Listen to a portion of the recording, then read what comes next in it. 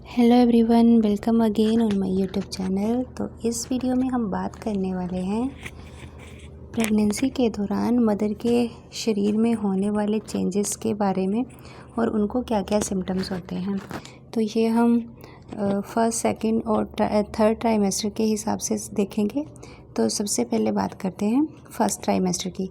First trimester में mother को morning sickness होती है। उनका सुबह सुबह उल्टियों वाला मन होता है, कई बार उल्टी भी आ जाती है और भूख भी कम लगती है और थकान बहुत ज़्यादा महसूस होती है शरीर में। ये सब हार्मोनल चेंजेस के वजह से हो रहा होता है। उसके बाद सेकंड है ब्रेस्ट चेंजेस। तो ब्रेस्ट में दर्द रहना और ब्रेस्ट में सूजन होना ये एक प्रेगनेंसी का आम सिम्टम है। उसके बाद मूड स्विंग्स, हार्मोनल बदलाव के कारण मूड स्विंग्स और इमोशनल चेंजेस होते रहते हैं। इसमें कई बार मदर वो काफ़ी इमोशनल हो जाती है, उनका कई बार रोने का दिल करता है या सैड रहने का मन करता है। तो ये भी एक प्रेगनेंसी का सिम्टम है। उसके बाद है ब्लोटिंग और कॉन्स्टिपेशन। डाइजेस्टिव सिस्टम पर हार्मोन्स का असर होने के कारण ब्लोटिंग और कॉन्स्टिपेशन का सामना करना पड़ता है। ये बदलाव सभी महिलाओं में अलग अलग तरीक़ों से होते हैं और सबका अनुभव अलग अलग होता है। उसके बाद बात करते हैं सेकेंड ट्राइमेस्टर की।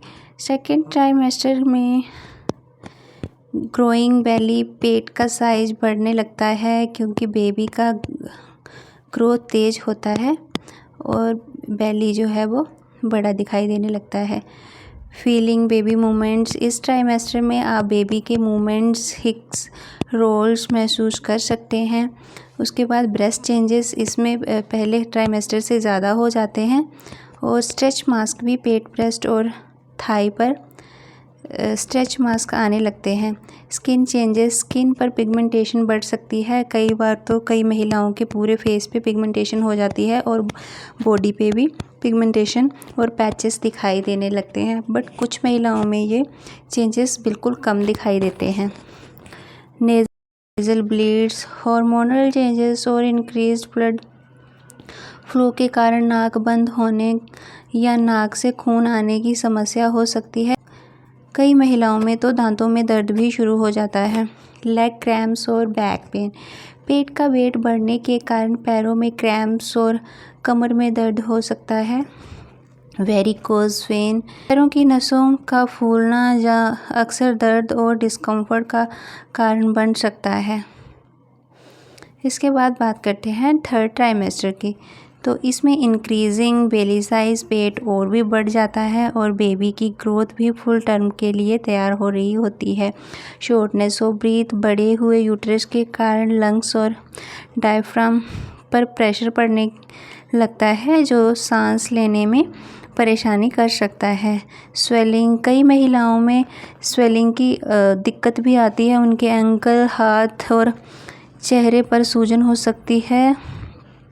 ये फ्लूइड रिटेंशन के कारण होता है। फ्रीक्वेंट यूरिनेशन, बेबी और एमनियोटिक फ्लूइड के बढ़ने के कारण यूट्रस का साइज़ जो है वो और भी ज़्यादा बढ़ जाता है, जिसकी वजह से ब्लैडर पे प्रेशर पड़ने की वजह से ब्लैडर यूरिन को ज़्यादा देर तक होल्ड नहीं कर पाता, जिसकी वजह से बार बार यूरिन आता है।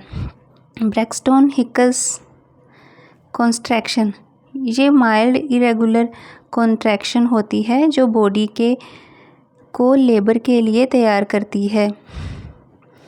ये रियल लेबर कॉन्ट्रैक्शन से अलग होती है। बैक पेन और पेल्विक डिस्कम्फर्ट, यूट्रस का वेट बढ़ने के कारण बैक पेन और पेल्विक एरिया में डिस्कम्फर्ट होता है।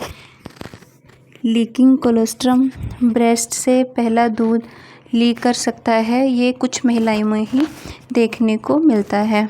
हार्ट बर्न एंड इंडाइजेशन, बढ़े हुए यूट्रस के कारण स्टमक पर प्रेशर पड़ता है जो हार्ट बर्न और इंडाइजेशन का कारण बन सकता है। स्लीप इश्यूज, बड़ी पेट और फ्रीक्वेंट यूरिनेशन के कारण सोने में परेशानी होती है। इस टाइम पर नींद भी बहुत ज़्यादा आती है, बट नींद पूरी नहीं हो पाती क्योंकि बार बार उठना पड़ता है और मदर जो है वो आराम से सो भी नहीं पाती बेली के बढ़ने के कारण। Baby dropping, baby birth canal में नीचे की तरफ मूव करने लगता है, जिससे लाइटनिंग या बेबी ड्रॉपिंग कहा जाता है।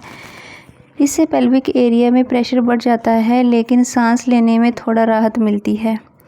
ये बदलाव नेचुरल हैं, प्रेगनेंसी के दौरान नॉर्मल माने जाते हैं, लेकिन अगर किसी भी तरह की समस्या या चिंताजनक लक्षण महसूस हो तो आपको डॉक्टर से कंसल्ट कर लेना चाहिए।